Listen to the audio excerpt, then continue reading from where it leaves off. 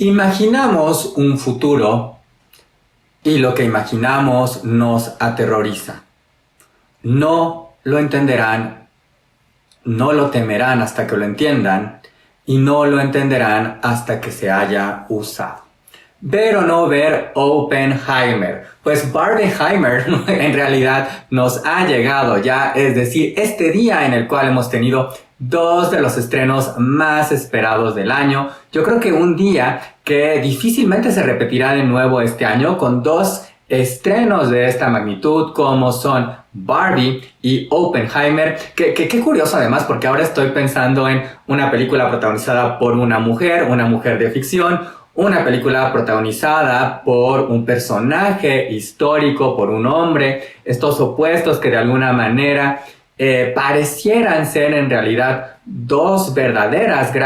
una verdadera grande antítesis, mejor dicho, pero pues realmente no es así, porque las dos películas están haciendo grandes cuestionamientos sobre la existencia en general, sobre las posibilidades que tenemos los seres humanos, claro, en distintas dimensiones y bajo distintas perspectivas.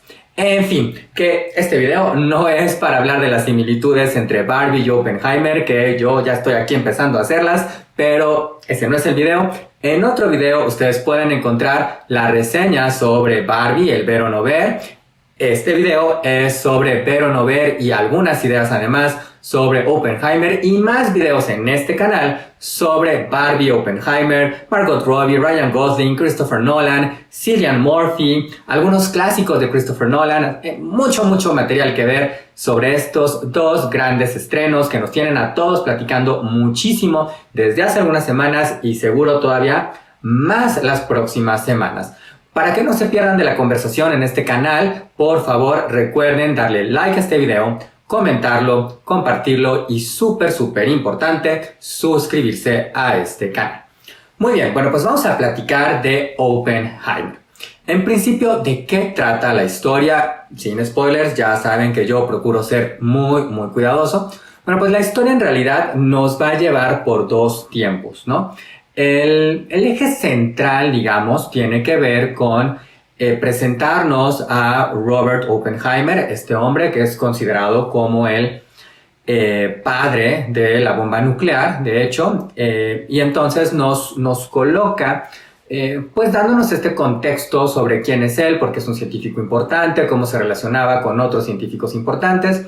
De ahí nos lleva justamente a el proyecto Manhattan, que es este proyecto en el cual se construiría la bomba nuclear, ya en el contexto de la Segunda Guerra Mundial y pensando en utilizar esta arma para, pues, que ayudara a concluir la Segunda Guerra Mundial. Entonces, bueno, ese es, digamos, como el foco central de gran parte de la historia, porque paralelamente somos colocados en un futuro en el cual Oppenheimer y otros personajes alrededor de él están siendo cuestionados sobre esta bomba y algunos de sus efectos.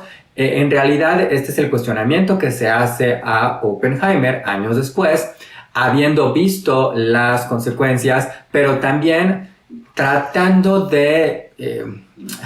es que no sé si debo decir tratando, más bien un poco quizás curándose las espaldas o cubriéndose las espaldas, mejor dicho, porque Oppenheimer había tenido nexos con muchas personas comunistas, entre ellas su propia esposa, y entonces pues surge, una vez habiendo visto los efectos de la bomba nuclear, pues también esta cuestión de si el propio Oppenheimer pues no era un riesgo a la salud y a la seguridad del mundo, ¿no?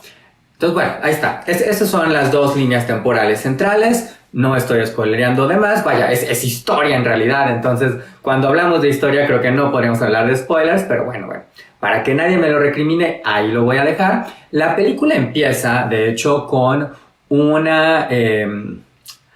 retomando y hablándonos del mito de Prometeo, de cómo es que roba el fuego, se lo entrega a los seres humanos, nos lo entrega, y eso hace que después sea castigado por los dioses por la eternidad. Y la verdad es que es un gran planteamiento, porque esta película, que es un thriller, y yo me atrevería a decir que es algo así como un thriller político, un thriller social, un thriller nuclear también.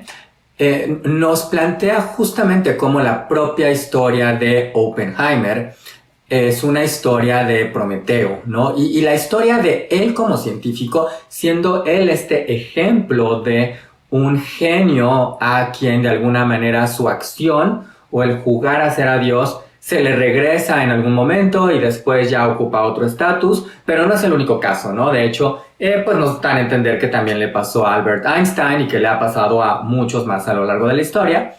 Pero bueno, está ese planteamiento que me parece importante porque tiene que ver justamente con la propuesta que hace Christopher Nolan. Bien, ¿qué me gusta de esta película? Yo diría que prácticamente todo, ¿no? Creo que hay dos cositas que podría yo recriminarle a esta película.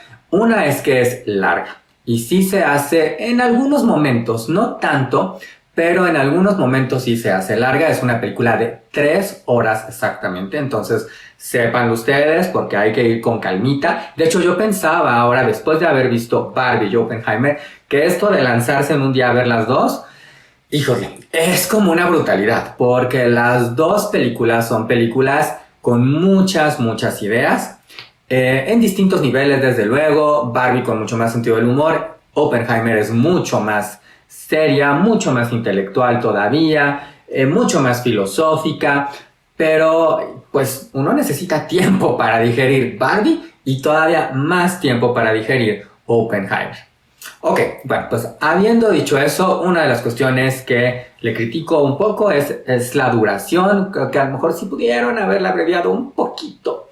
Otro de los aspectos que le critico es que sí es una película de ideas y es una película muy dialogada, eso también hay que saberlo. Es una película retadora en términos intelectuales, no porque uno tenga que entender todos los aspectos y las cuestiones relacionadas con lo científico, que me parece que lo explican muy bien. De hecho, en algunos momentos me recordó un poco, no nada más a esta película, pero me recordó un poco a Una mente brillante, donde Russell Crowe vemos este genio y cómo se imagina ciertas cosas. Creo que Oppenheimer tiene un poquito de esas referencias. También me recordó en otro momento bueno, el gran clásico de todas los tiempos, que es Ciudadano Kane, ¿no? Como en esta estructura de ir entendiendo y ir descubriendo aquello que están persiguiendo estos personajes, esta verdad. Entonces también me recordó eso.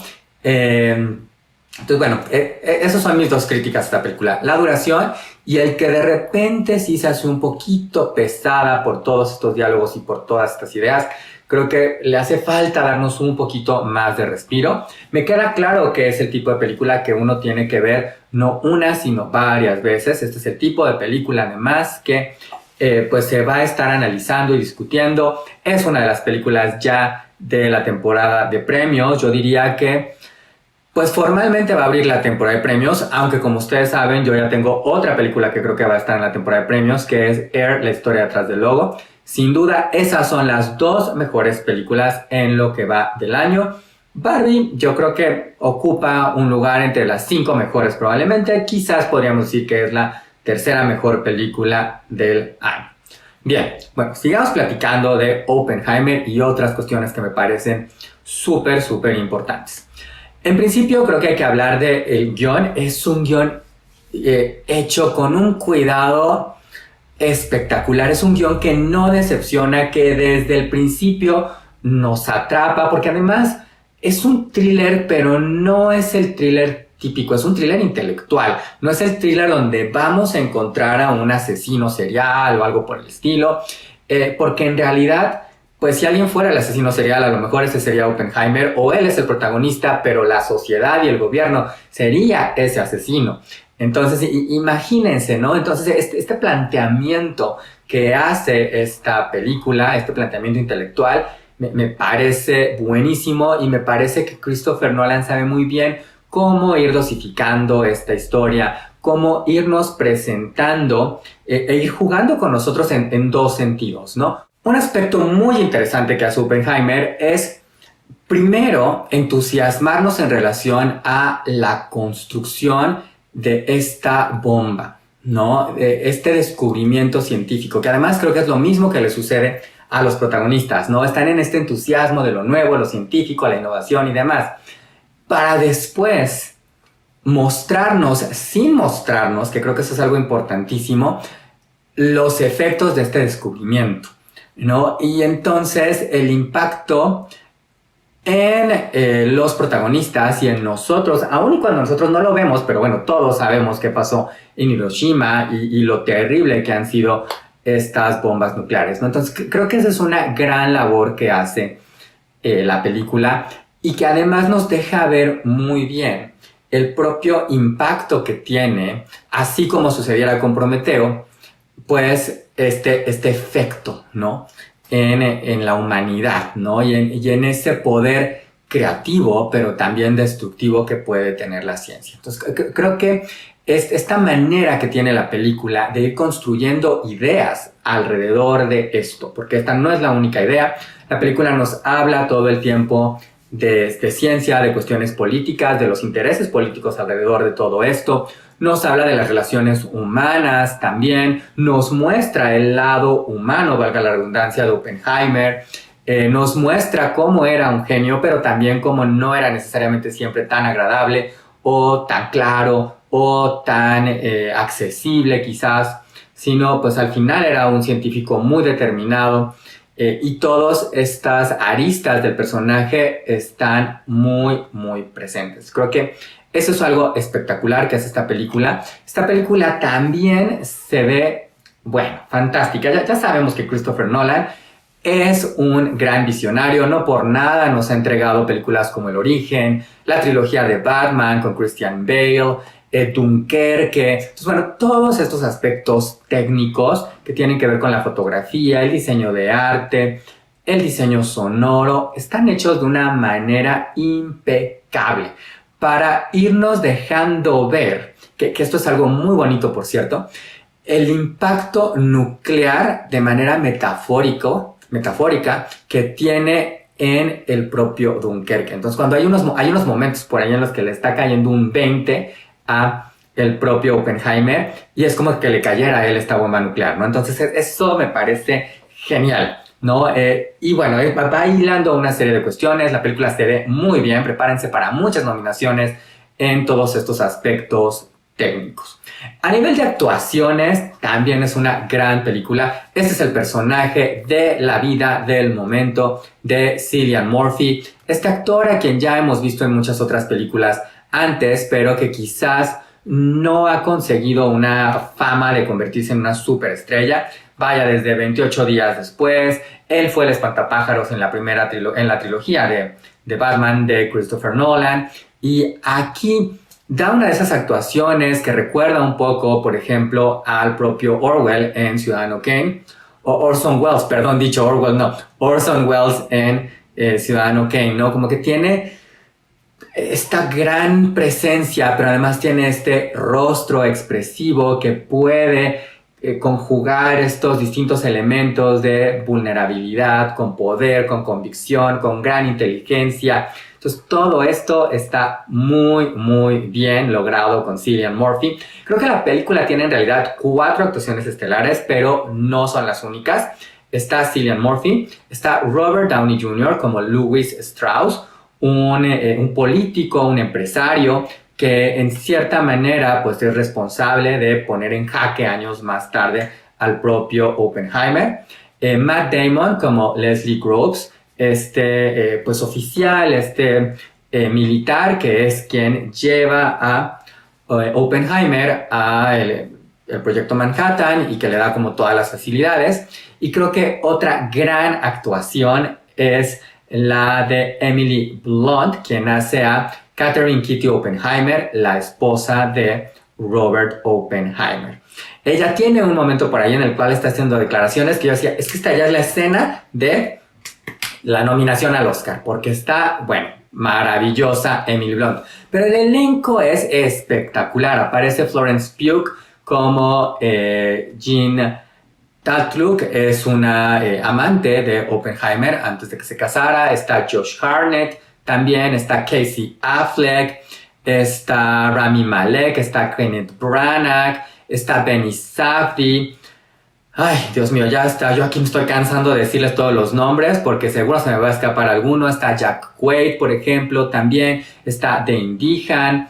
Y bueno, Matthias Schweinsteiger, que es un actor alemán bastante famoso. Entonces, bueno, hay una serie de personajes de actores aquí, que además también hay una serie de personajes en la película que es fascinante, ¿no? Porque ver que está Oppenheimer, pero ver que está Einstein, ver que están por ahí otros científicos muy relevantes como Niels Bohr, por ejemplo. Bueno, a mí siempre me causa mucha fascinación este grupo de intelectuales interactuando entre ellos. Entonces, bueno, todo esto me parece espectacular y creo que hacen de esta película una gran película. Las actuaciones, los elementos, de forma, la fotografía, la dirección de arte y demás, pero desde luego en términos de ideas, que creo que es lo más importante para una historia, que haya una idea, que haya algo universal, que haya algo que decir y que además haya algo que sentir.